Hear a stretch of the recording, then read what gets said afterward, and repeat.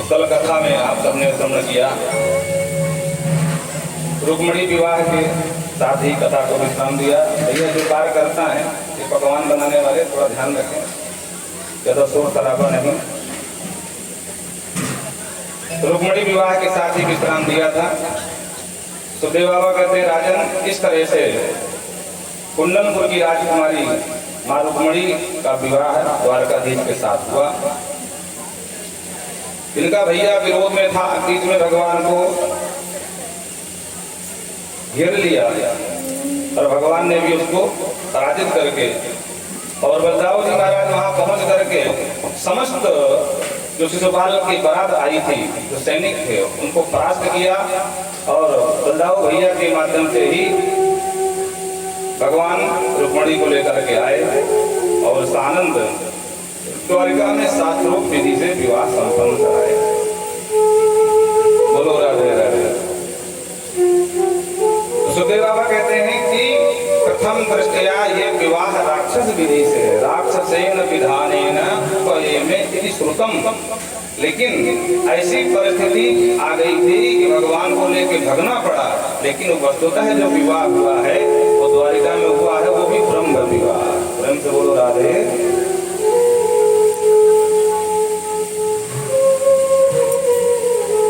और कहते हैं इन्हीं का प्रथम पुत्र साक्षात कामदेव थे, जिनको बाबा शिव ने जला दिया था अपने तीसरा नेत्र खोल करके। यही प्रद्युम्न बन करके प्रथम पुत्र संतान के रूप में उत्पन्न हुई। लेकिन प्रसूतिका ग्रह से ही एक समरासुर नाम का दैत्य था, वो बालक को उठा ले गया और उठा करके सागर में फेंक दिया, समुद्र में। एक बहुत बड़ी मछली मुंह फाड़ के दौड़ी और समूचे बालक को निकल गई। उसी समय होनी प्रबल थी तो मछुआरों के जाल में मछली फंस गई और वो मछली को लेकर के एन केन प्रकार समरासुर के ही पाकशाले में भिजवा दी गई। जो रसोइया था, जब उसने मछली का पेट फाड़ा तो बालक जीवित निकला। अब चूंकि उसके पास कोई संतान नहीं थी तो उसको लगा कि भगवान ने बैठे बैठाले एक जो है संतान भेंट कर दी, तो अपने बालक की तरह उसका लालन पालन करने लगा। अब चूंकि रसोइया वहीं रहता है तो महाराज के यहाँ बालक ही रहने लगा, सम्रासुर के यहाँ। कामस्तु वासुदेवांसे दग्धः प्राग रुद्रमन्ना देहु बप्पत्वये भूय तमेव प्रतपद्यत। एक दिन सम्रासुर ने देखा कि ये बालक कौन है, पूछ लिया इसका बालक है। रसोइया ने कहा सरकार मेरा है। ओह ठीक है, अच्छा ध्यान देना, इसका कोई कमी नहीं होना चाहिए उसके लालन पालन में, और जो कुछ कमी हो तो हमसे बताना। अब उस मूर्ख को क्या पता कि जिसको लेकर के मैं सागर में फेंक आया वही यही है, मेरा शत्रु ही जो जिसका बालक बना घूम रहा है। और जैसे ही नारद जी को ये समाचार पता चला तो सीधे पहुंच गए देवी रति के पास। देवी रति, आगे तेरे पति। कहाँ महाराज? बोले सम्रासुर के राज्य में बालक बन के घूम रहा था, जाओ उसकी सेवा करो। बोलो राधे राधे। अरे तुलसी जैसी भव तपता तैसी मिलई सहाय, आप न आवे आप कहीं ताहि तहाँ रही जाओ।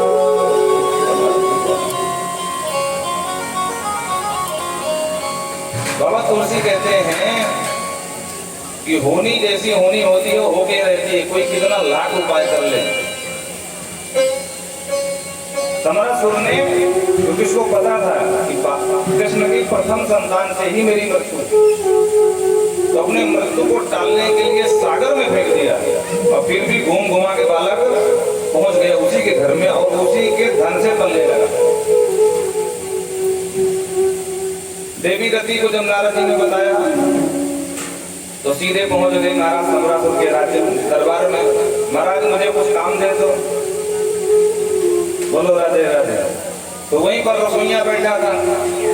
महाराज से बोला सरकार अगर आज्ञा हो एक बात बोलो। बोले हाँ। बोले मेरी धर्म पत्नी रही नहीं, इसका जन्म हुआ वो खत्म हो गई। इस बालक को सेवा करना सामान्य पुरुष का काम तो है नहीं, अगर कोई महिला कर दे।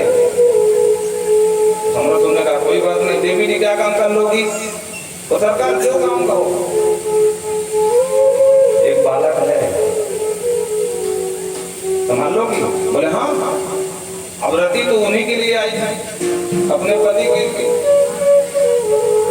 तो ठीक है, तुम्हारी नौकरी कब की? ये रसोइया का बालक है, इसको संभालना तुम्हारी जवाबदारी। बोले ठीक है महाराज। और बहुत ही कम समय में भगवान जाने कौन सी जो है च्यवनप्राश के दिव्य चटाए कि कम समय में रूढ़ यौवन संपन्न, बिल्कुल जवान बना दिया। बाबा सुखदेव कहते हैं नाद दीर्घेण कालेन प्रकाशनी रूढ़ यौवन, कम आयु में युवा अवस्था जैसा बालक दिखने लगा। एक दिन भोजन करा रही थी देवी रति बैठ करके। भोजन करते करते ध्यान से देखा प्रद्युम्न जी ने ये भोजन कराती हैं तो माँ की तरह थाली परोसती हैं, लेकिन जब दृष्टि डालती हमको निहारती हैं तो कामनी की दृष्टि दिखाई पड़ती है। ये समस्या क्या है? तो एक दो दिन बेचारे देखते रहे, हम ही तो गलत नहीं है, लेकिन जब उनको निश्चय होगा कि नहीं कुछ तो दाल में काला है, तो एक दिन पूछ लिया देवी बताओ तुम हो कौन? देखो देवी तुम हमारी माँ तो नहीं हो सकती, क्योंकि मातृवत स्वभाव तुम्हारा सिर्फ खिलाने के समय होता है, लेकिन जब जब मुझे देखती हो तो कामनी की तरह देखती हो। अपना परिचय दो। देवी रति को इसी मौके की तलाश थी, तो देवी रति ने अपना परिचय दिया। भवान नारायण सुतः संवरेण हृतो गृहान्, अहं ते अधिकता पत्नी रतिः कामो भवान् प्रभो, रतिः कामो भवान्।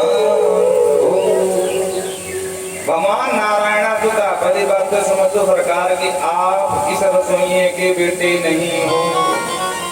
क्या मतलब? बोले आप साक्षात नारायण स्वरूप भगवान द्वारकाधीश के बेटे हो। और रही बात मेरी, अहम ते अधिकृता पत्नी। बोलो राधे राधे। मैं तुम्हारी धर्म पत्नी हूँ, अधिकार स्वरूप मेरा, और मेरा नाम है रति, मैं रति हूँ। और आप कामो भगवान प्रभु। जरा याद करो आप मेरे पूर्व के पति कामदेव हो, और जब दिमाग में जोर डाला तो बाबा शिव की पूरी घटना याद आ गई। और ये देवी तुमने ठीक हम बताया, अरे मुझे सब याद आ गया देवी, यहाँ में कैसे आया? तो पूरी कहानी बताई विस्तार से कि जिसके यहाँ फल है ये तुम्हारा शत्रु है और तुम्हारे हाथ से मरेगा, ये ब्रह्मा का वरदान है। और तुमको मारने के लिए इसने सागर में आपको फेंक दिया था। वो तो कहो कि नारायण भगवान ने बचा लिया, ने कैसे आराम हो गए होते हैं समुद्र में। अब क्रोध में भर गए महाराज तो तुमने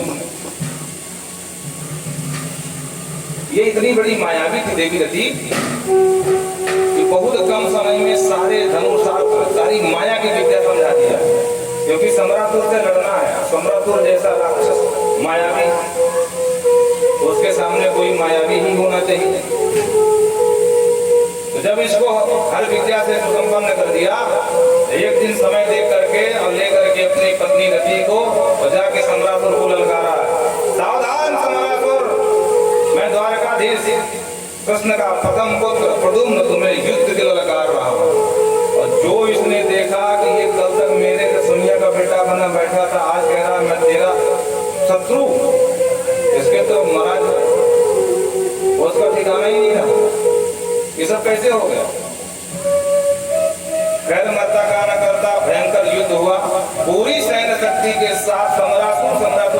सीते का संहार कर दिया और लेकर के अपने पति पत्नी रति को पहुंचे द्वारिका। और जैसे ही द्वारिका पहुंचे तो भगवान की जो अन्य पत्नियां थी उनको देखकर लगा साक्षात भगवान द्वारिकाधीश ही पधार रहे हैं। लेकिन मात्र रुक्मणी को लगा अस्मरत प्रसुतम नष्टम स्नेह अयोधरा। उनमें से रुक्मणी माँ एक ऐसी थी जिनको लगा कि अगर मेरा बालक जीवित होता हो तो आज इतना ही बड़ा होता, ऐसे ही सकल का होता। और इनको आता देख करके उनके स्तनों में दूध का संचार होने लगा। अयोधरा स्तना थी।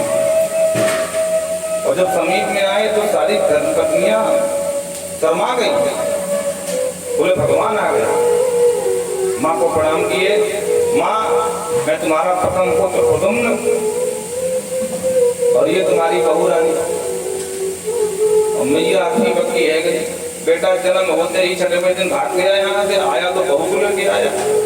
बेटा ये शादी ब्याह कब हुआ? बोले माँ ये आज की शादी ब्याह नहीं है, पूर्व जन्म की। बोलो राधे राधे। इतने में भगवान आ गए। भगवान कृष्ण आए। बोले रुक्मणी क्या है सब, कौन है बालक? बोले महाराज आपका पुत्र है। भगवान ने कहा वाह, पुत्र मुंह में अंधी हो गई हो, किसी को बालक बना दोगी? कोई मुड़ा करके आएगा बोलेगा हम तुम्हारे बेटे हैं तो मान लोगी? हम कैसे माने कि हमारा बालक है? अब बेचारे को दूर सब भगा गए। अब क्या करें? बोलो राधे राधे। उस समय तो डीएनए टेस्ट कराने की व्यवस्था भी न रही होगी। उसे मालूम पड़ जाए बाप बेटे का संबंध है कि नहीं। पीछे से नारद जी आ गए और नारद जी ने पूरी विस्तार से अपनी राम कहानी सुनाई। नारदो कथयत सर्वं संबराहरणादिकं तच्छ्रुत्वा महश्चर्यं कृष्णान्तः पुरयोधता। नारद जी ने जब बताया कि भगवान ये आपका ही पुत्र है और यशोदा ग्रह से सम्राटुल ले गया था, वहाँ सुरक्षित था, ये इनकी देवी जी हैं, वहीं पला बढ़ा, सम्राटुल का अंत करके वापस लौटा। तब भगवान ने स्वीकृति प्रदान करी। अब देखो यहाँ एक संशय उत्पन्न होता है, क्या भगवान नहीं सच में नहीं जानते थे मेरा बेटा है? भगवान तो सभी जानते हैं, घटघटवासी हैं, तो क्या भगवान इतना नहीं जानते हैं? बोलो राधे राधे। भगवान सब जानते थे, पर भगवान ये भी जानते थे कि आगे आने वाले समय में ऐसे भक्त होंगे कहेंगे भगवान ने अपना लिया, क्या विश्वास भगवान का ही बेटा था। तो जानबूझ करके नारद जी के द्वारा स्पष्टीकरण कराया। बोलो राधे राधे। वाल्मीकि रामायण प्रसंग आता है, जब लोगों का जन्म हो जाता है उसके बाद जब राम कथा सुनाने पहुंचते हैं दरबार में, और राम कथा सुनाते ही अपना परिचय बता देते हैं कि हम किसके पुत्र, आप हमारे पिता हो। तो राम जी क्रोधित हो जाते हैं वाल्मीकि रामायण के अनुसार, बहुत डांटते हैं, आप कैसे कह सकते कि आप हमारे बच्चे हो, हम कैसे मान लें? तो फिर माँ को बुलाया जाता जानकी जी को, तो जानकी जी भी कहती है कि भगवान कहते मैं नहीं मानूंगा, जबकि भगवान सब जानते हैं। तब वाल्मीकि आते हैं और वो सौगंध खाते हैं, प्रचोदशा दशमो हम, मैं ब्रह्मा का 10वां पुत्र, और सौगंध खा के कहता हूँ कि मैंने आज तक अपने जीवन में न किलबिषा माने पाप, मैंने आज तक जीवन में एक भी पाप अगर न किया हो तो मेरा वचन ये सत्य मानो, एक रघुनंदन ये आपके ही बच्चे हैं। तब भगवान को विश्वास होता है। विश्वास क्या? भगवान कहता कोई बात नहीं, एक कोई बहुत बड़ा आदमी अगर गवाही दे रहा है तो उसकी गवाही पर विश्वास जज को भी करना पड़ता है। बोलो राधे राधे। किसी बच्चे की गवाही मान्य नहीं होती है। बुजुर्ग होगा समाज में तो उसकी गवाही ही मान्य होती है। बोलो राधे राधे। जब भी कोई अदालत में केस चलता है तो जब गवाही होती है गवाह के लिए, तो बुजुर्ग व्यक्ति जो प्रतिष्ठित हो समाज में उसी की मांग होती है, उसी को ले खड़ा करते हैं कि महाराज जी अपने गांव के ये हैं और इनसे पूछ लीजिए अगर हम गलत हों। तो जो जितना महत्वपूर्ण पद पर हो, समाज में जितना ज्यादा श्रेष्ठ हो, उसी का स्पष्टीकरण मान्य होता है। ये समस्या दोनों के अवतार में आई, राम जी के भी अवतार में आई और श्याम जी के भी अवतार में आई। वहां वाल्मीकि स्पष्टीकरण देते हैं और यहाँ नारद जी स्पष्टीकरण देते हैं।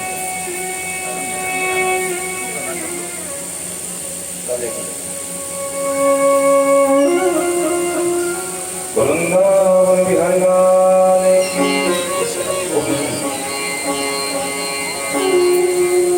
सुखदेव बाबा कहते हैं, राजन, परीक्षित ने कहा, प्रभु अभी आपने कहा कि जब ये प्रद्युम्न लौटा तो भगवान की जो अन्य रानियां थी वो देखकर शर्मा गई, तो क्या भगवान के और विवाह हुए थे? कहा, बोले हाँ राजन, और भी हुए थे। बोले कौन कौन विवाह हुए? जब विस्तार चलता तो भगवान के अन्य विवाहों का वर्णन किया। आसीत् सत्राजितः सूर्यो भक्तस्य परमं ततः प्रीतस्मै मणिं प्रादा सूर्यास्तुष्ट समामृतम्। एक सत्राजित नाम का राजा था जो सूर्य का बहुत बड़ा भक्त था। भगवान सूर्य की उपासना किया, भगवान सूर्य प्रसन्न हो गए और प्रसन्न होकर के इसको श्यामंतक नाम की मणि प्रदान कर दी। प्रेम से बोलो राधे। उस मणि का ये चमत्कार था कि 8 बार सोना नित्य प्रतिदान करती थी। बोलो राधे राधे।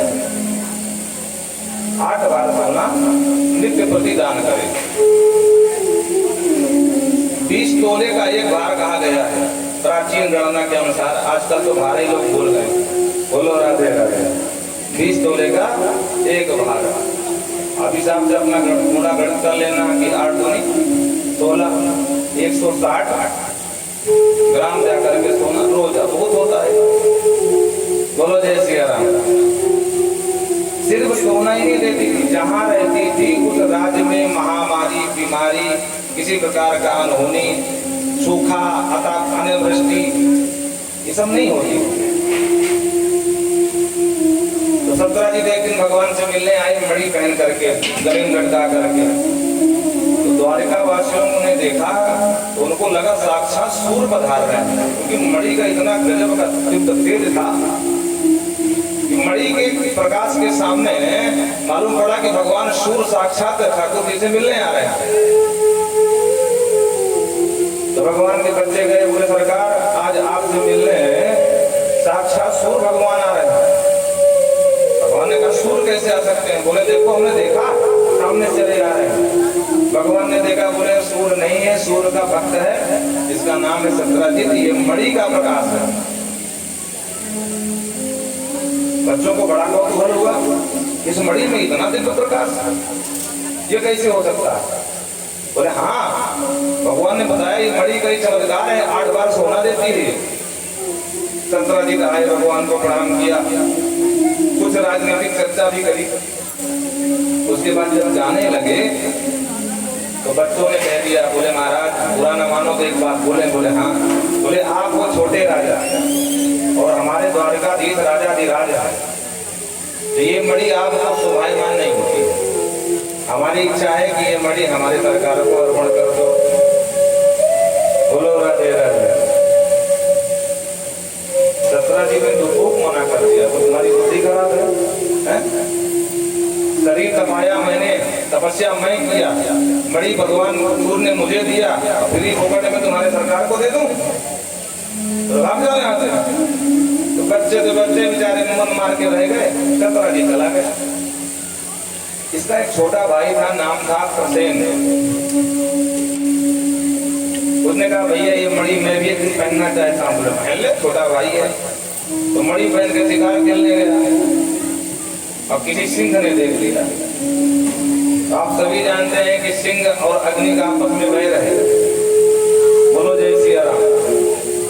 उसको लगा कि आग का अंगारा कहाँ चला रहा लेकर के, तो सीधा आक्रमण कर दिया इसके ऊपर। पहले घोड़े को मारा, फिर इसको मार डाला और मणि को दांत से दबा करके चल दिया।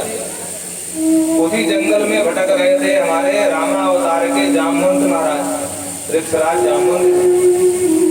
उन्होंने देखा अरे इतनी बहुमूल्य मणि सिंह के मुख में कैसे आई भाई? तो उन्होंने सिंह को परास्त करके मणि खींच करके वो जल्दी अपने गुफा में ले गए और मणि दे दिया बिटिया को। नाम था जामवती। बोलो राधे राधे। अब इधर प्रसेन नहीं लौटा, बोले कहीं गया होगा, आ जाएगा कल तक।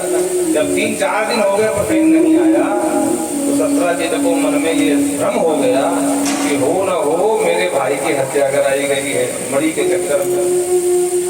क्योंकि जब मैं आ रहा था तो बच्चों ने मुझसे मणि मांगा, मैंने नहीं दिया, तो लोग इस तरह से मणि लेना चाहते होंगे। बोलो राधे राधे। क्या करें? अपनी पत्नी से कहा देखो भाई कोई हमारे पास प्रमाण तो है नहीं, छोटे लोग हैं हम लोग, तुम किसी से कहना नहीं, लेकिन ये पक्की बात है कि मेरे भाई की हत्या हुई है और कराने वाले कोई और नहीं, द्वारिकाधीश है। अच्छा, माताओं का स्वभाव होता है, उनसे कोई बात कह दो कि ये बात नहीं बताना तो हो ही नहीं सकता कि ना बताओ। ये अलग बात है, कह दो कि हाँ कोई बात नहीं है, ऐसी कोई गंभीर बात नहीं, बता भी सकती हो तो ना बताऊंगा। बोलो राधे राधे। करने करने जपन जना, इनका स्वभाव होता है कि जब तक अपनी बात दूसरे कान में न पहुंचा दे तब तक इनको बीमार सी बनी रहती। तो बेचारी 2-3 दिन धैर्य रखा, नहीं बताया किसी को, लेकिन थोड़ी उदास ही रहने लगी। बार बार उसी बात को सोचे अरे राम राम, इस दुनिया में ऐसे भी लोग हैं। हम द्वारिकाधीश को बहुत अच्छा मानते थे, उन्होंने मणि के लिए मेरे देवर की हत्या करा दी, अब क्या करूं? महाराज पागल जैसे बड़बड़ाने लगे। एक पड़ोसन थी, इसकी परम सखी थी, उसने पूछ लिया कि आजकल तू उदास क्यों रहती है, क्या बात है? उसने कहा नहीं ऐसी कोई बात नहीं है, बस वो देवर जी नहीं मिल रहे हमारे। अगर देवर जी को ढूंढो, उसमें उदासी का कारण क्या है, और कोई बात है क्या? बोले नहीं क्या बताएं। अरे बताओ। अरे कुछ नहीं। अरे बहन अच्छा, इसका मतलब कि तुम विश्वास नहीं करती मेरे ऊपर? मान गई, सब कहने की बात है, बाकी कोई अपना नहीं मानता किसी को। हम बेचारी और परेशान। बोलो राधे राधे। बहुत लोग होते हैं कि इमोशनल ब्लैकमेल करना जानते हैं। बोलो जय सिया राम। जब उसने कहा कि हाँ हाँ कहने की बातें हैं, बाकी तो मानती होगी नहीं मुझे, अगर मानती हो तो बताती ना। हिम्मत करके कहा देख बहन ऐसी बात ना है, लेकिन स्वामी जी ने मना किया, बताना नहीं, बड़े लोगों की बात है। तब तो उसने कहा कि आप एक बार विश्वास करके देख ले, बस अगर बताऊं दोबारा ना बताना। इसने कहा बहन ये है, लेकिन बताना नहीं, पक्की बात। बोला हाँ नहीं बताऊंगा। बोले बात ये है कि हमारी जो देवर जी की हत्या हुई ना, वो कोई और नहीं द्वारकाधीश ने करवाया। और जो द्वारकाधीश का नाम लिया तो पड़ोसों ने कहा राम राम क्या कह रही है तू? बोले हाँ, पूरी राम कहानी सुनाई। दरबार में गए थे, यदुवंशी बालकों ने मणि मांगी, उन्होंने मना कर दिया, तो देख क्या करा दिया बहन। ऐसे तो बड़े सज्जन बने घूमते हैं। पड़ोसन ने कहा अरे वाह रे बहन, मान गई। यहाँ आजकल कोई ठिकाना नहीं किसी का, किसके मन में क्या चलता रहे, लोग ढोंग करते हैं सज्जनता का, बाकी सज्जन नहीं है। पर बहन तू चिंता मत कर, ये बात अब तीसरे कान में नहीं जाने वाली। बोलो राधे राधे। अब वो वहां से आई और आकर के सबसे पहले सीधे अपने सास से बताई, माता जी आपको पता है प्रसेन हाँ घायल, अरे उसकी हत्या हुई है, किसने कराया? द्वारकाधीश ने। लेकिन किसी से कहना नहीं, बड़ी मुश्किल से बताई हो। मेरी सही नहीं ठीक है बहू, मना करने वाली। अच्छा, माताओं का तो स्वभाव होता है, काम करने के लिए बहुरियां, घूमने के लिए सासू माँ, तो जितने घर गई उतने घर जाकर के वही चर्चा। सुखदेव बाबा कहते हैं जिस तरह जंगल में आग लग जाती, आग फैल जाती है, पूरे जंगल को अपने आग के गोश में ले लेती है, आगोश में, उसी तरह ये बात धीरे धीरे एक कान से दूसरे कान, दूसरे कान से तीसरे कान, कानों कान में ये द्वारकाधीश के कान पहुंच गई। करने करने जपन जना। बोलो राधे राधे। कहते बस इसी चर्चा, यही चर्चा जब जब की तरह लोग कहते गए। तो जब भगवान को पता चला कि अरे राम राम, कथु लेना लेना मगन लेना फालतू, ये क्या बता रहे हो, हमने मरवाया? हाँ मारा, हम क्यों मरवाएंगे, वो हम नहीं जानते। चर्चा ऐसी उड़ रही है। भगवान ने बुलाया, उधर उधर उधर आओ जी सरकार, ये बताओ कि जिस दिन सत्यजीत आया था तो किसने उनसे कहा था कि मणि हमको हमारे सरकार को दे दो? बोले हमने ही नहीं कहा महाराज, ये आपके बच्चों ने कहा। बच्चों को बुलाया, बहुत डांटा, मूर्खों तुम्हारे चक्कर में फालतू में कलंक लग गया। अब क्या करें? तो 15-20 यादवों को लेकर के भगवान उद्धव के सहित जंगल में ढूंढने निकले। जिस जंगल में शिकार खेलने प्रसेन गया था वहां भगवान गए। बोलो राधे राधे। क्यों कलंक मिटाना है? तो सबसे पहले मरे हुए घोड़े को देखा और थोड़ी दूर में प्रसेन मरा पड़ा था। वहां से शेर के पर चिन्हों को देखते देखते आगे बढ़े तो आगे शेर मरा पड़ा था। अब शेर के आगे रक्षराज जामुन के पर चिन्हों को देखा तो सीधे जामुन की गुफा में पहुंच गए। ब्रह्म तो बोलो राधे। आज भी जामुन की गुफा है, गुजरात पोरबंदर जिला है, बड़े ध्यान से सुनना। वहां भी नीचे गुफा है, एक कुआं है और उस कुएं सीढ़ी बनी है, पहले नीचे जाओ फिर जामुन जी की गुफा है। बोलो राधे राधे। भारत के बहुत अच्छे विद्वान भागवत प्रवक्ता हैं रमेश भाई ओझा जी, उन्हीं का सांदीपन गुरुकुल नाम से उनका आश्रम है। और हमें भी सौभाग्य मिला था एक बार उसी क्षेत्र में कथा करने का, तो हम भी गए थे महाराज जी के आश्रम में, तो हमने वो जामुन जी गुफा देखी अपने आंखों से। बोलो राधे राधे। अब उनकी ज्यादा देख रेख तो है नहीं है, थोड़ा सफाई नहीं है, बाकी अभी भी गुफा विद्यमान है।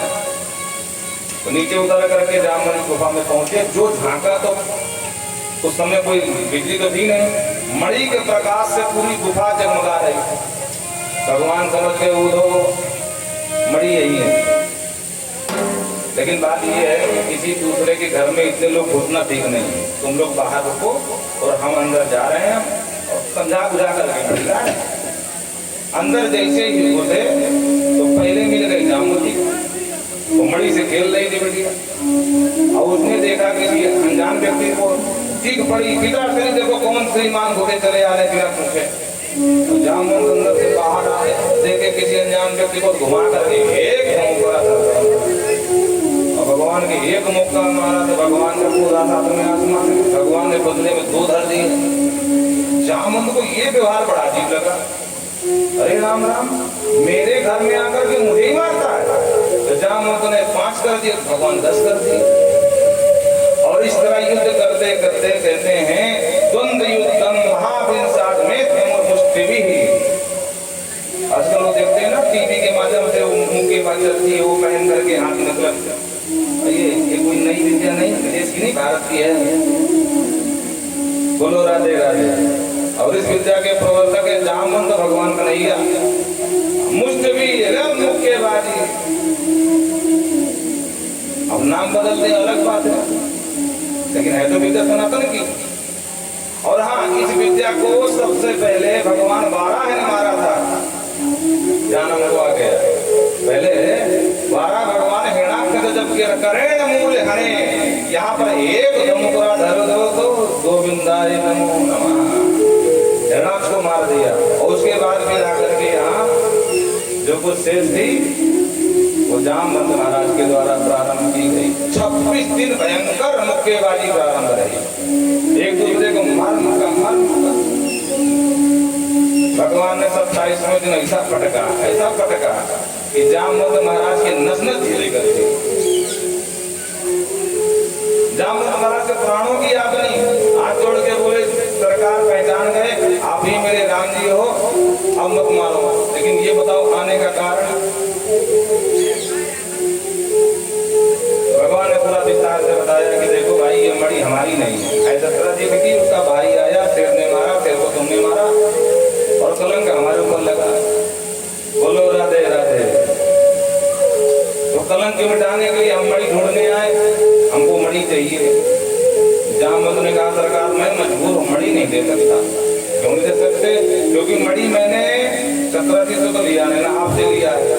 शेर शेर से मैंने लिया है, शेर को मार करके, और इस मणि को अपनी बिटिया को दान कर दिया। दान की हुई वस्तु में दाने का अधिकार खत्म हो जाता है। बड़े ध्यान से सुनना, बोलो राधे राधे। दानाम न कृत्वाधिकारम न त्यज्य। दान की हुई वस्तु में अधिकार खत्म हो जाता है। हमको एक घटना याद आ गई। वृंदावन के बहुत अच्छे साधक संत हैं, नाम है प्रेमानंद जी महाराज। आजकल बहुत ज्यादा वायरल कर रहे हैं। तो कोई भक्त उनको घड़ी दे गया होगा, दीवार घड़ी भेंट में। महाराज जी मेरी घड़ी लगा दी, उन्होंने लगवा दिया। अब वो 1 साल बाद आया तो उसकी घड़ी की जगह दूसरी घड़ी टंगी पाया, तो महाराज जी से पूछने की हिम्मत नहीं पड़ी। लेकिन जो उनके सेवक थे उनसे पूछा, क्यों भाई मेरी घड़ी क्यों हटा दिया, अब दूसरे क्यों लगा दिए? मैं इतना दान करता हूँ आश्रम के लिए। और सेवकों ने जाकर के महाराज जी से बता दिया। और जब महाराज जी को पता चला तो बहुत डांटे, मतलब इतना डांटे, बोले मूर्ख तो क्या समझता है? करोड़पति होगा तो अपने घर का होगा, वो तो ठाकुर जी के भाव से आया, तेरी घड़ी स्वीकार किया होगा और तेरी घड़ी को हम बंद हो गई, फेंकवा दिया, क्या करे उसका? क्या समझा संतों को तूने? और बहुत बड़े बिजनेस में नाम नहीं बताएंगे, बोलो राधे राधे, बहुत खराब डांटा। बोले ये घड़ी देकर खरीदना चाहता है, आ गया डांट करके भगा दिया। तो कभी भी दान की हुई वस्तु में अधिकार न रखना। एक बार कन्या दान कर दिया वो अलग बात है, व्यवहार है, बिटिया का ध्यान रखो, पर तुम्हारा अधिकार खत्म। क्या तो दान न करते? जब आपने कन्यादान कर दिया तो अधिकार खत्म है, तो पर आप अधिकार जता नहीं सकते हो। ससुराल वाले जब चाहेंगे तभी भेजेंगे। तुरंत बोलो राधे। अब आप उन्हें बात चलाओ, नहीं भेजना ही पड़ेगा, वही झगड़ा करो, वो अपने हिसाब से भेजेंगे। इसीलिए कहा गया बिटिया पराया धन होता है। जाम बंदे का सरकार मैं मजबूर हूँ, क्योंकि मैंने मणि को बिटिया को दान कर दिया। भगवान का बिना मणि के हम जाने वाले हैं नहीं। अब द्वंद्व खड़ा हो गया, क्या किया जाए? जामवंत कह रहे मणि दे नहीं सकते, भगवान कहते बिना मणि के हम जा नहीं सकते। बोलो राधे राधे। रामावतार में भगवान जब लंका में युद्ध के लिए गए तो वानर और अक्षराज जामवंत की अगुवाई में, सुप्रीम और उनकी अगुवाई में पहुंचे। अब चूंकि उस समय रामावतार में जामवंत जी वृद्ध हो गए थे, फिर श्याम अवतार की बात छोड़ो, तो वृद्धावस्था के कारण किसी ने इनसे कोई युद्ध का काम नहीं लिया। पूरे रामचरितमानस में उठा कर देख लो, वाल्मीकि में पूरे रावण राम युद्ध में सिर्फ एक बार एक मुक्का मारा है रावण को, तो थोड़ी देर के मूर्छित हो गया था बस, बाकी कोई भाग नहीं दिया, लोग लड़ने ही नहीं दिए। बोले आप वृद्ध हो, आप तो बस यहाँ का जो है देख रेख करो, पीछे रहो, हम लड़ेंगे। अब लंका विजय के पश्चात जब पूरा राम जी की सेना हर्षोल्लास के साथ पुष्पक विमान में आरूढ़ हुई और अपने अपने वीरता का बखान शुरू कर दिए। कोई कह रहा देखा मैंने राष्ट्र को मारा, कोई कह रहा मैं उसको मारा, रावण की वध करके को मारा, इस प्रकार से अपने अपनी वीरता का बखान कर रहे थे। बेचारे जामवंत जी बैठे बैठे सुन रहे थे कि देखो हमने तो किसी को मारा नहीं, अगर हम भी एक आठ टपकाए होते तो आज हम भी सीना तान के बोल सकते हमने भी मारा भाई एक को, पर हम तो मारे नहीं, भगवान ने देख लिया। तो भगवान ने देखा तो बुलाया, दक्षराज इधर आओ, क्या बात है, उदास क्यों? बोले प्रभु पूछो मत। अरे बताओगे? बोले बात ये है कि आपने हमसे कोई काम तो लिया नहीं युद्ध का, और ये सब लड़े हैं और हम विजयी भी विजय मिली, सब अपनी अपनी वीरता का बखान कर रहे हैं और हमने किसी को मारा ही नहीं लगता। हमको सुन के बड़ा अजीब लग रहा है। हम तो कहते हैं रावण फिर जिंदा हो जाए, एक बार फिर युद्ध हो जाए। भगवान बोले जय हो रक्षराज तुम्हारी, बड़े मुश्किल से एक बार के आप आए हैं और तुम फिर रावण को जिंदा करने खड़े पड़े। रक्षराज ने कहा सरकार तक ये अब रावण नहीं जिंदा करना, तो रावण को मारने वाले आप रावण ज्यादा बलशाली आप हो, हम चाहते हैं कि इन सब के सामने हमारा आपका युद्ध हो जाए। भगवान ने कहा अरे ऋषराज, ये मेरा अवतार मर्यादा पुरुषोत्तम राम का है, और इस अवतार में अगर सेवक और शिष्य लड़े ये मर्यादा नहीं है। लेकिन अब तुमने संकल्प किया है, इच्छा है, तो हम तुम्हारा ये मनोरथ पूर्ण करेंगे, लेकिन इस अवतार में नहीं। अगला अवतार हमारा कृष्ण का होगा, उस अवतार में हमारी तुम्हारी युद्ध हो जाएगी। वही इच्छा थी जो भगवान कन्हैया बन करके गए और 26 दिन भयंकर युद्ध किए। अंत में जब परास्त किया तो जामवंत तुरंत बोले कि सरकार बस करो, मेरे राम जी के अलावा मुझे कोई परास्त करने वाला पूरे ब्रह्मांड में नहीं है। मैं पहचान गया, आप ही मेरे राम जी हो। पर समस्या ये है कि मणि दे नहीं सकता हूं, क्योंकि मणि मेरी बिटिया को दान कर दी। बोलो राधे राधे। भगवान ने कहा मणि हम लेके जाएंगे। जामवंत ने कहा एक उपाय है। क्या? बोले बिटिया से विवाह कर लो, दहेज में मणि ले लो, आपका भी काम बन जाएगा, मैं भी कलंक से बच जाऊंगा, बिटिया के दान की वस्तु बिटिया को सौंप दूंगा। अब फिर बिटिया तुम्हारी और मणि तुम्हारी। प्रेम से बोलो राधे। क्या जो करना। भगवान ने कहा अभी कलंक मिटाने के चक्कर में चलो एक विवाह और से लाओ, बिटिया को करो समर्पयाम। तो जामवती को हाथ पकड़ा दिया, पाणी ग्रहण किया, लेकर के आए द्वारिका, और द्वारिका में आकर के संपन्न किया विवाह आनंद। शंकराचार्य को बुलाया, बोले देख भाई ये तुम्हारी मणि, और हमारे पास नहीं थी, फालतू बदनाम करो मत, और तुम्हारी मणि के चक्कर में देवी जी से विवाह करना, प्रमाण पत्र साथ में इनसे पूछो, मणि इनके पास। शंकराचार्य बहुत शर्माया, अरे राम राम प्रभु माफ करते, हमसे भूल हो गई, हम क्या जाने। भगवान ने कहा देखो बिना विचारे काम किए हो, अब तुम पछताना पड़ेगा। और ये बात जब समाज को पता चली, समाज गाली देने लगा, देखो इस झूठ को, मूर्ख को, हैं? हम तो पहले ही कह रहे थे द्वारकाधीश ऐसा कर ही नहीं सकते, उनके पास काहे की कमी है भाई। देखो समाज का यही स्वरूप है, जिधर हवा तेज हो उधर बहने लगती है। बोलो राधे राधे। जो समाज तब तक कह रहे थे कि देखो द्वारकाधीश वैसा नहीं करना चाहिए, वही कह रहे हैं कि हम तो पहले भी जानते थे वैसा कर ही नहीं सकते, लेकिन देखो इस पापी को शर्म नहीं आई, लाज नहीं आई। अब स्थिति ये हो गई कि द्वारकाधीश तो कलंक लगाने का परिणाम ये हुआ कि सत्राजित को घर से निकलना दुश्वार हो गया। जिधर जाए महाराज उधर गाली सुने।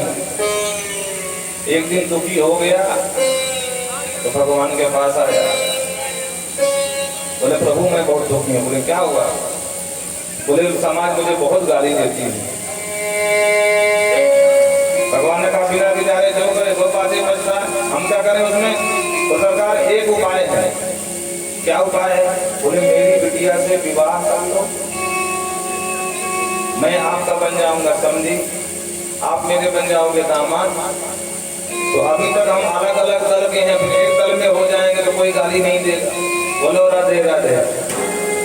आप सभी जानते हैं एक दूसरी पार्टी के नेता होते हैं, खूब कर जाते हैं महाराज, और जब कभी चुनाव आता है अब देखते हैं कि हवा उधर ज्यादा तेज चल रही है तो उछल करके उस पार्टी में भाग जाते हैं। जो कल तक गरिया रहे थे वो बिल्कुल गाली देना बंद कर देते हैं कि हमारे दल में आ गए।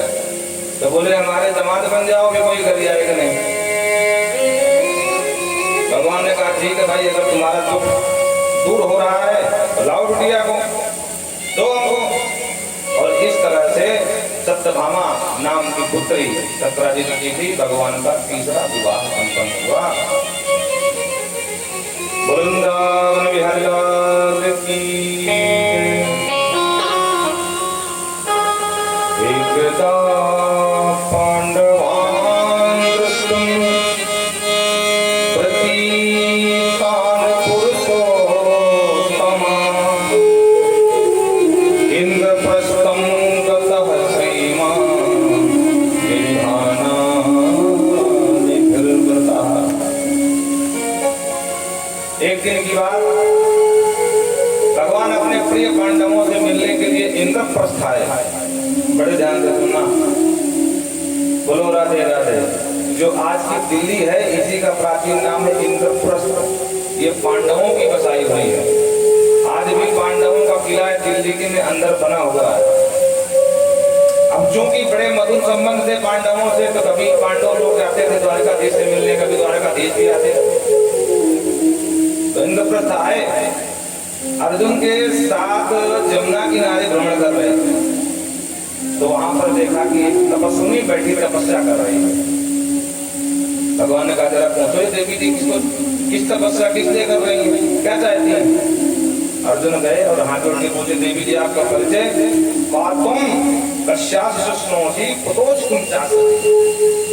क्या चाहती हो और कौन अपना परिचय। उस देवी ने परिचय दिया, अहम देवस्य सवितुर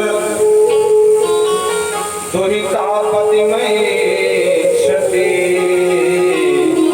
विष्णुं वरेण्यं वरदं तपः परमस्थिता तपः परमया स्थिता तपः परमया स्थिता। अहम देवस्य सविता, हे अर्जुन मैं सविता की दुहिता हूं। दुहिता माने पुत्री। बोलो राधे राधे। दुहित्रवत्सला, सविता माने सूर, सूर पुत्री। कालिंदी इति नाम ख्याता, मेरा नाम कालिंदी है, जमुना जी में रहती हूँ। और विष्णु वरेण्यम वरा, भगवान विष्णु को पति रूप में पाने के लिए मैं तप कर रही हूँ। अर्जुन मुस्कुराए, भाग करके भगवान के पास आए। भगवान से बोले सरकार आजकल आपकी बृहस्पति बहुत जोरदार चल रही है। बोलो राधे राधे। जो समझ गए हो थोड़ा मुस्कुरा दीजिए। देखो बालक की जब बृहस्पति जोरदार चलती है ना तो विवाह का योग बनता है, कई पार्टियां आती हैं। बोलो राधे राधे। अब बिटिया का जब शुक्र बली हो तब विवाह का योग बनता है। वृंदावन विहारी लाल की जय।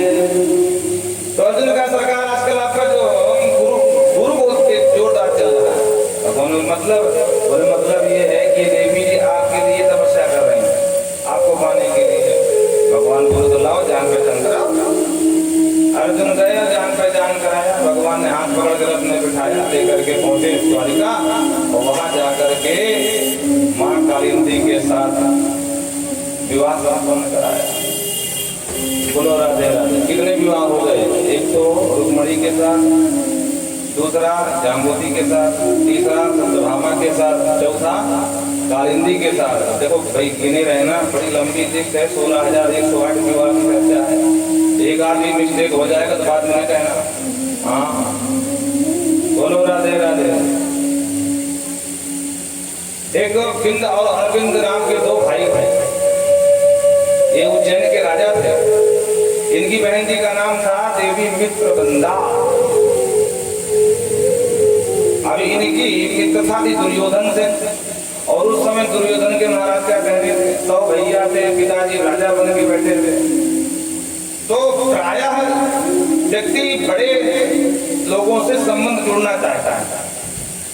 तो इनका मन था कि दुर्योधन को अपनी बहन जी समर्पित कर दें तो कम से कम हमारा राज्य भी अकंटक हो जाएगा। बोलो राधे राधे। दुर्योधन के भय की वजह से कोई हम छोटा मोटा राजा हमारे ऊपर आग नहीं लगाएगा। तो मित्रवृंदा को समझाया, बहन जी बात ये है कि हम तुम्हारा स्वयंवर रचाएंगे। अच्छा ध्यान से सुनना, राजपूतों के यहाँ यह परंपरा पुरानी रही कि बिना स्वयंवर के विवाह न होता ही नहीं था, स्वयंवर रचाना ही पड़ता था। बोलो राधे राधे। अर्थात जनक तनयाय है सोई, तात जनक तनयाय है सोई,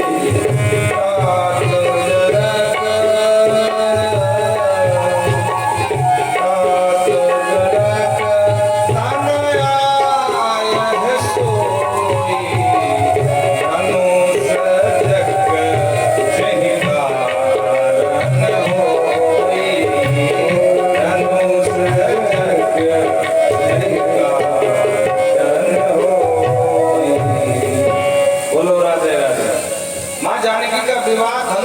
इस पर आधारित था कि जो धनुष तोड़ेगा उसी के साथ राम सीता का नाता जोड़ा जाएगा। लेकिन धनुष टूट गया, फिर भी स्वयंवर क्यों हुआ? बोलो राधे राधे। अब आप लोग बताओ, यहाँ स्वयंवर का मतलब है? स्वयंवर का मतलब ये होता था कि बिटिया अपने ही इच्छा अनुसार वर का चयन कर ले। पर यहाँ तो समस्या है ना कि जो धनुष तोड़ेगा वही सिया से नाता जोड़ेगा। अब धनुष तोड़ा राम जी, तो स्वयंवर का क्या मतलब था भाई? क्योंकि ये परंपरा थी, आपकी कोई भी प्रतिज्ञा हो, प्रतिज्ञा पूर्ण होने के बाद स्वयंवर तो करना ही पड़ेगा। प्रेम से बोलो राधे। अब आजकल हमारा सबका स्वयंवर हो रहा है।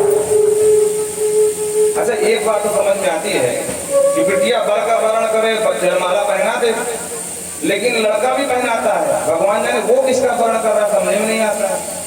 बोलो राधे राधे। लेकिन हम लोग रूढ़ितावादी हो गए हैं। पुरानी परंपरा अच्छी हो बुरी हो जैसी भी हो, अब आधुनिकता में बहते जा रहे हैं। अब नई नई चीजें होना शुरू हो गई हैं। किसी की निंदा नहीं कर रहे हैं, लेकिन जो शास्त्र सम्मत है। अब जैसे एक बात हमको याद आ गई, आपको सुना दे, बता दे, आगे प्रसंग भी आएगा। आज कल सुदामा जी के कथा के प्रसंग में सुदामा जी की झांकी निकालते हैं। सुदामा जी जैसा महान विभूति का प्रसंग और अभिनय के साथ कैसा दिखाते हैं, मजाक बना कर रखा है। अरे 3 कोने से मटका के चलाएंगे। अरे मूर्ख हो, लकड़ पकड़ हो, तुमको समझ में आना है कि सुदामा कौन है? तुमको शर्म नहीं आती है? और इसी हम बुरे हैं, बस इसी हमारी कभी कटता हो कभी आ जाती है। सुदामा जैसे महान विभूति को तुम घर घर का भिखारी बना कर दिखा, तुमको शर्म नहीं आ रही है? हम बहुत सख्त खिलाफ रहते हैं चीज के। सुदामा जी को समझो तो कौन सुदामा है कौन? और इतनी बड़ी महान विभूति को आपने थोड़ी से अर्थ के लिए, धन पाने के लिए मिट्टी में मिला दिया। तुमको शर्म आने की, तुमको ठोक के मर जाना चाहिए। और इसीलिए हम हर कथा में कहते हैं कि सुदामा जी का अगर अभिनय करना तो मर्यादित होना चाहिए। उनके जीवन पर आप अभिनय कर रहे हो तो कम से कम ऐसा अभिनय करो जिससे कि उनकी गरिमा को ठेस ना पहुंचे भाई। तो आजकल हम समाज में आध्यात्मिकता में इतना बहे जा रहे हैं कि जिसका जो मना है वो उसी मार्ग पे चला जा रहा है। तो ये प्राचीन परंपरा थी कि राजपूतों के यहाँ स्वयंवर होता ही होता था।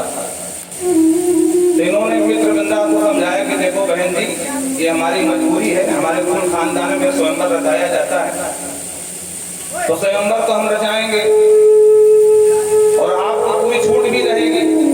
समाज में देखने के अनुसार की बिटिया ही वर्ण कर रही, जयमाला पहना रही है, लेकिन तुमको जयमाल दुर्योधन के गले में ही डालना। और खबरदार, अगर तूने किसी दूसरे राजकुमार के गले में जयमाल डाला।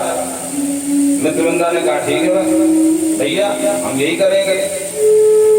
पर मित्रवृंदा की समस्या ये थी कि द्वारकाधीश को पसंद करती, और कहीं से द्वारकाधीश को ये जानकारी प्राप्त हो गई कि मित्रवृंदा हमें पसंद करती हैं।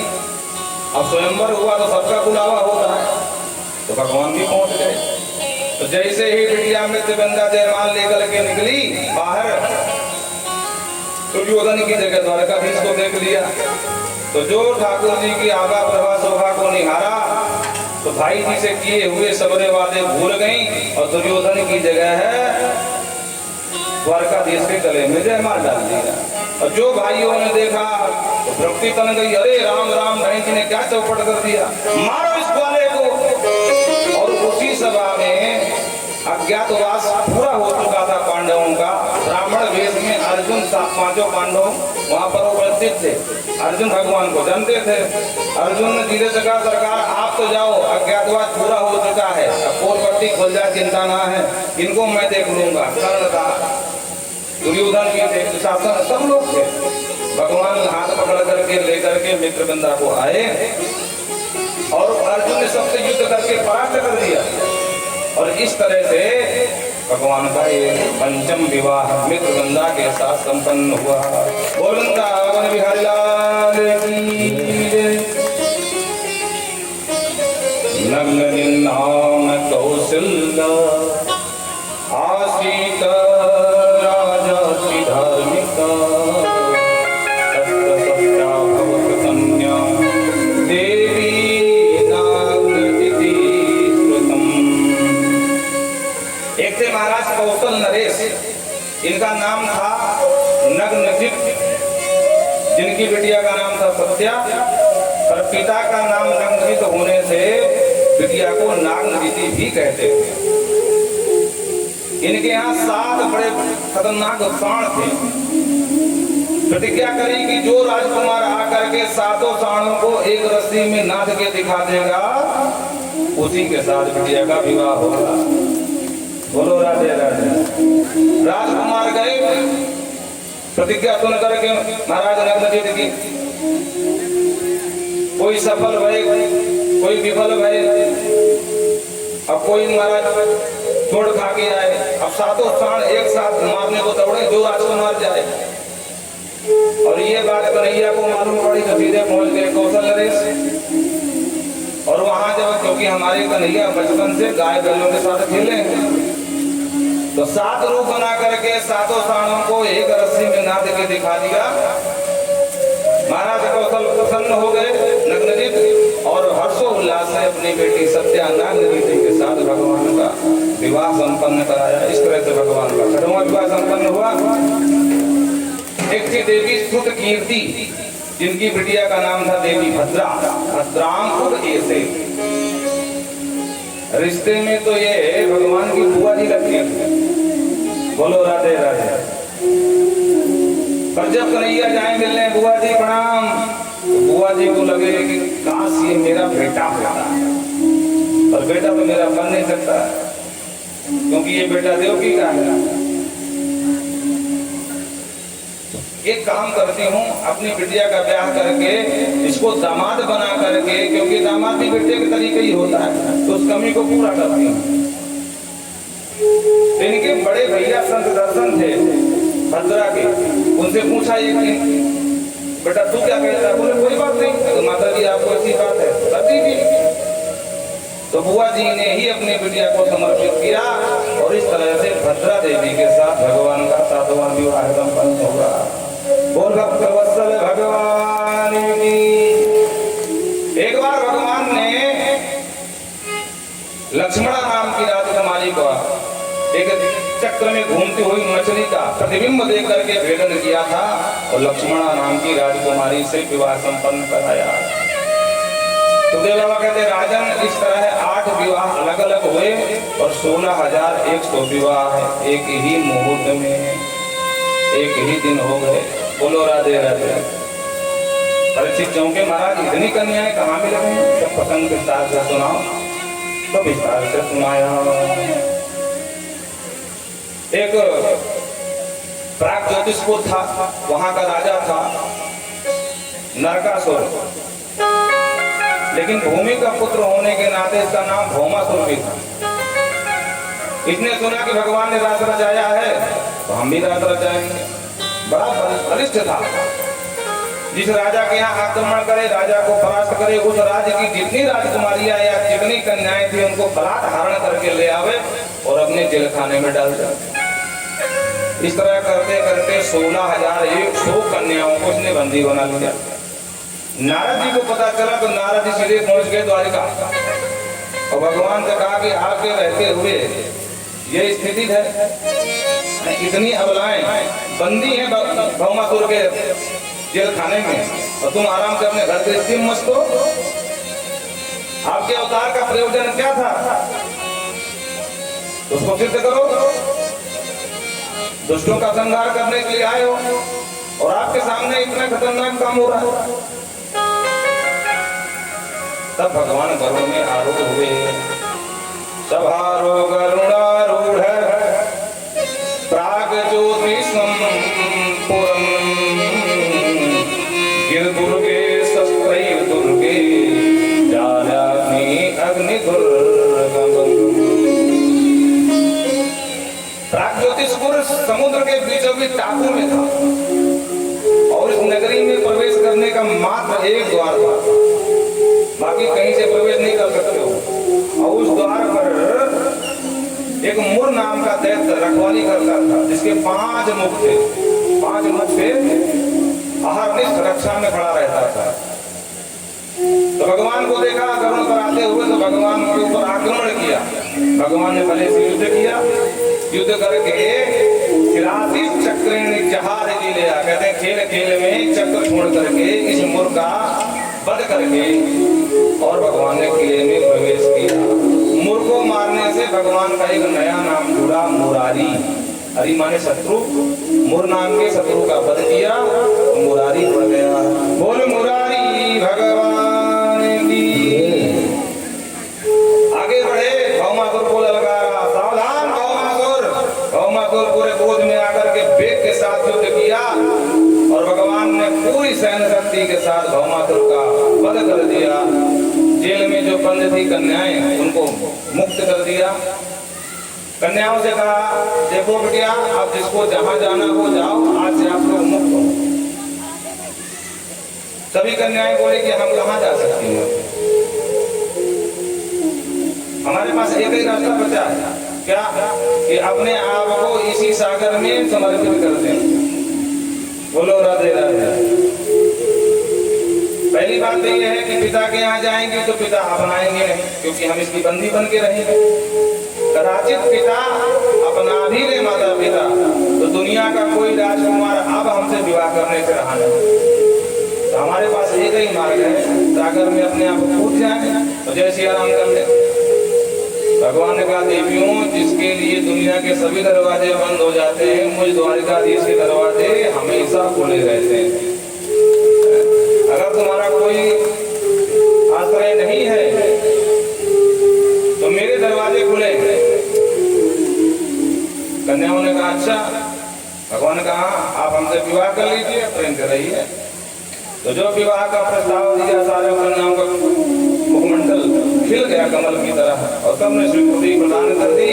सबको गरुड़ में बिठाया, बिठा करके द्वारिका लाए और एक ही दिन, एक मुहूर्त में 16,100 मंडप बना करके और 16,100 रूप अलग अलग बना करके ये विवाह संपन्न कराए। बोल वृंदावन बिहारी लाल की। तो 8 विवाह तो अलग अलग हुए और 16,100 विवाह एक साथ हुए। इस तरह से भगवान के पूरे विवाह हुए 16,108। ये हैं हमारे द्वारिकाधीश के ठाठ। बोलो राधे राधे। प्रत्येक रानी से 10-10 बेटा और एक बिटिया भई। और देखते देखते इनके स्वयं परिवार की जनसंख्या पहुंच गई 56 करोड़। बोलो राधे राधे। सिर्फ यदुवंशियों का परिवार ही 56 करोड़ पहुंच चुका था। आराम से प्रेम से अपने घर पर रहते हैं। धीरे धीरे इनके बच्चों के विवाह होने लगे। सबसे पहले विवाह की चर्चा आई प्रद्युम्न पुत्र अनिरुद्ध की, जिसका विवाह रुक्मिणी के भाई रुक्मी की नातिन रोजना के साथ हुआ। अच्छा देखो, इनके विवाह में सभी विवाहों में झगड़ा जरूर हुआ। बोलो राधे राधे। सत्यभामा का विवाह, किसी का विवाह, वहां युद्ध की बात जरूर आई है। इनके बाप दादा के खानदान से चला रहा है, तो अब बच्चों के विवाह में लड़ाई झगड़ा शुरू हो गया। जब बारात लेकर के रुक्मी के यहाँ पहुंचे बलराम जी महाराज और कन्हैया अनिरुद्ध के विवाह के लिए, वृंदावन बिहारी लाल की। तो जनमासे में स्वागत हुआ और स्वागत करते वहां चौसर समझते हैं कि नहीं? महाभारत में चौसर ही प्रमुख कारण रहा जो पांडवों को पराजित होना पड़ा। वो चौसर का ही खेल था। तो पहले ये चलन था, जैसे आजकल ताश चलती है ना, ताश से व्यक्ति लोग फेंकते रहते हैं।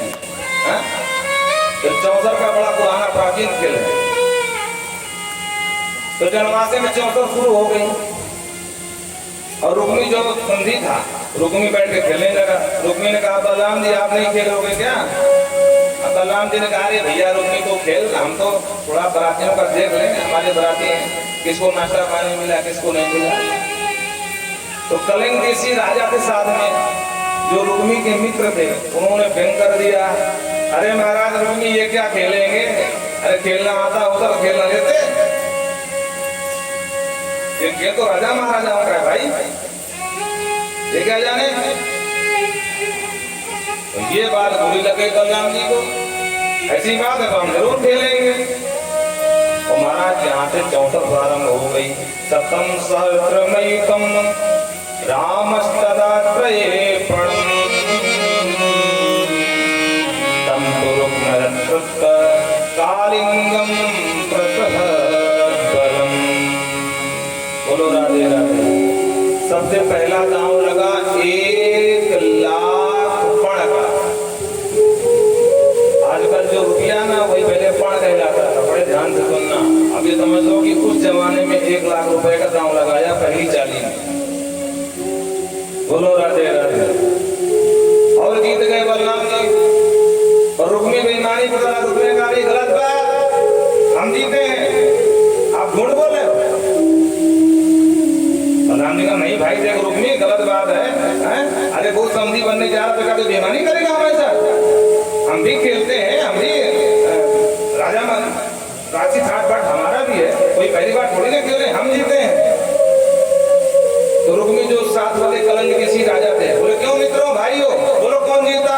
उन्होंने कहा नहीं नहीं नहीं भाई बलराम जी गलत बोल रहे हैं, रुक्मी आप जीते हो। बलराम जी चुप हो गए, हो सकता भाई हमसे ही भूल हो गई हो। बोलो राधे राधे। चल भाई ठीक है, पुनः लगा दांव। ततो लक्षम रुक्मज्ञात कलहम तद्राजयत बलम 10 लाख पण का दांव लगाया और चाली हुई। और इस बार फिर भी बलराम जी जीत गए। रुक्मी ने कहा गलत बात है, आपको दिखता तो है नहीं बलराम, झूठ बोल रहे हो, इतने नहीं इतने पड़े मैं जीता हूँ।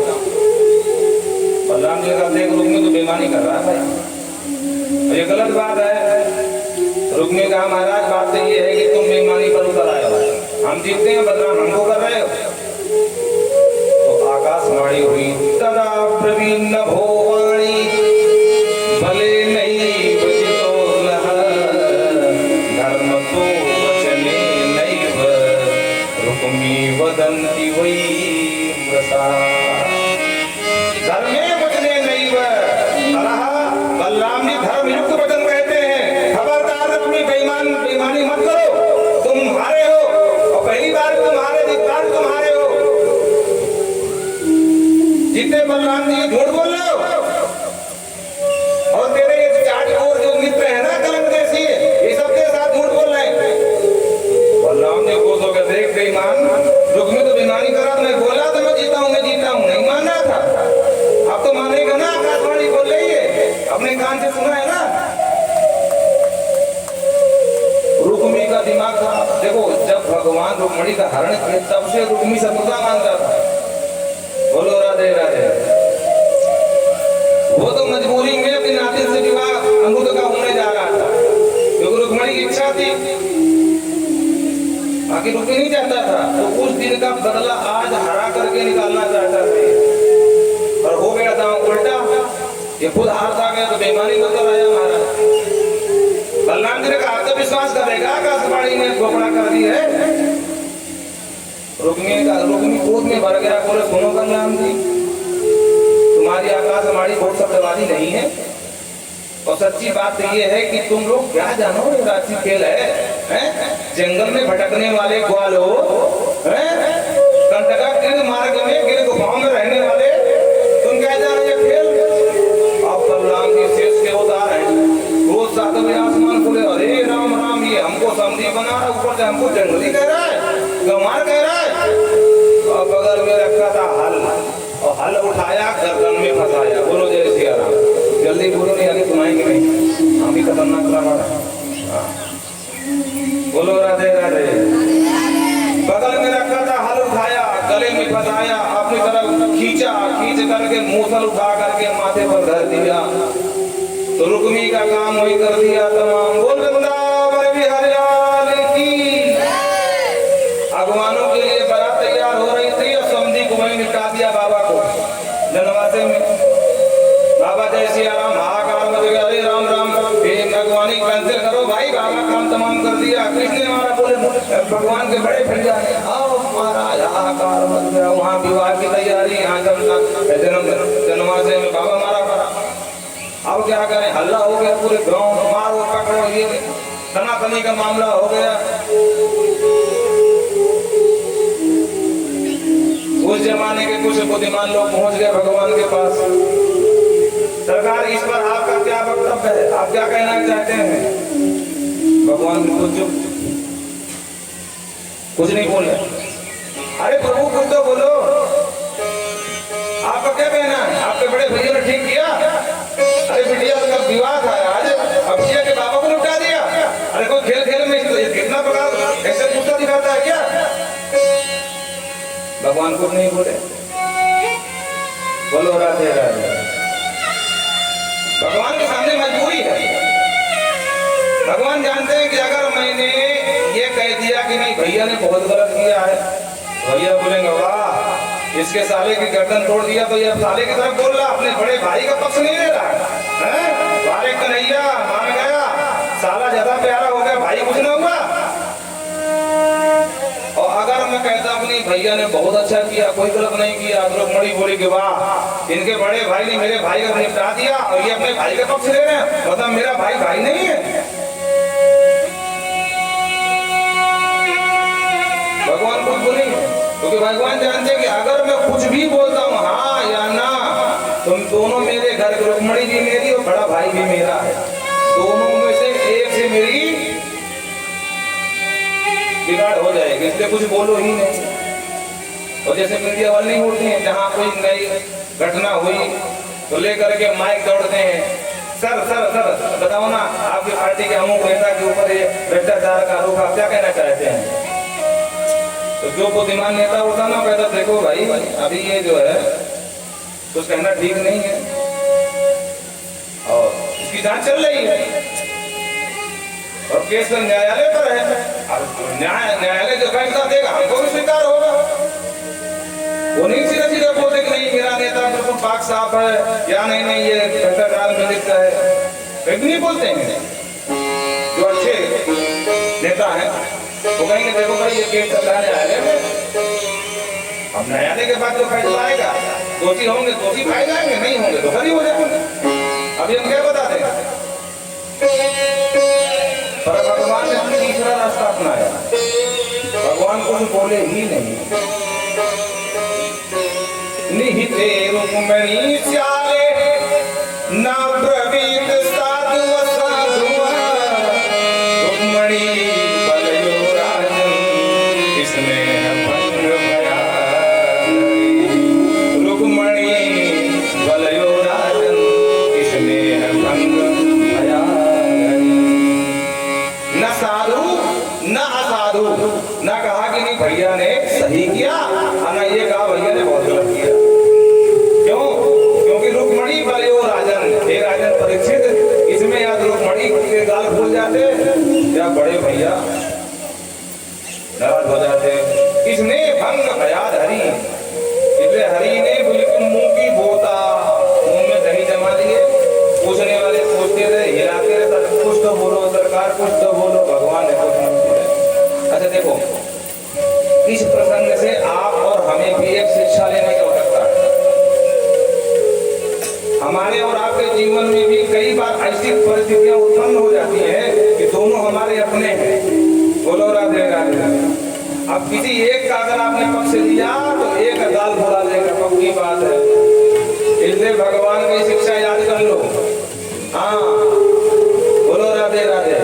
बिल्कुल मौन हो जाओ। एक कहावत है कि मौनी से देव हारा, है कि नहीं?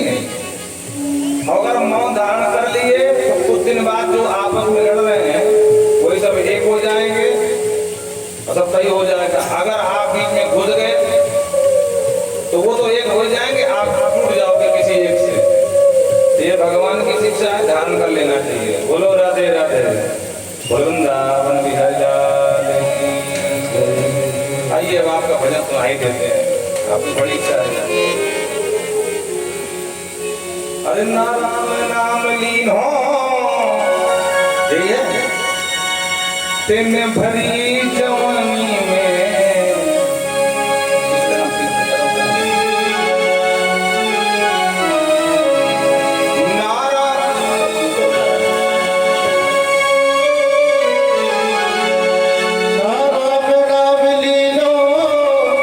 तेरी भरी जवानी में जो डूब के मर जाने चुल्लू भर पानी राम राम लीन हो तेरे भरी जवानी में, राम राम लीन हो तेरे भरी जवानी में, तू डूब के मर जाने चुल्लू भर पानी में जो डूब के मर जाने चुल्लू भर पानी में। जय हो मीठी मीठी ताली बजाते हुए।